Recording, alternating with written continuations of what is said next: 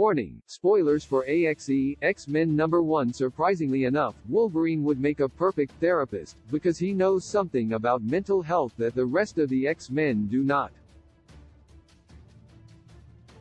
Despite his violent nature, Wolverine is more of a warrior poet than a blunt instrument, though he can succumb to rage whenever truly angered. His default state is pensive and even philosophical at times, though this side of him isn't readily apparent upon a first meeting. In AXE, X-Men #1, he proves he's a jack of all trades and master of two by consoling Jean Grey during her worst moment. For decades, Wolverine's past was just as mysterious to the reader as it was to the other members of the X-Men. Beyond serving on Alpha Flight, Canada's team of superheroes, not much was known about Logan, his family, his past and even his own name. Origin, released in 2001, revealed all those elements and more. Born James Howlett, Wolverine is far older than fans ever suspected, and his childhood more tragic than they could have guessed. With all the pain he carried, it's no wonder that Wolverine knows how to others who undergo similar experiences. In AXE, X-Men #1, written by Kieran Gillen with art by Francesco Mobili, Jean Grey leads the Avengers inside the progenitor Celestial in an attempt to shut it down before the world is destroyed. The Celestial administers a test to Jean as a defense mechanism, showing her one traumatic memory after another, her years on the X-Men, her decision to leave the Quiet Council and her fateful decisions as Dark Phoenix.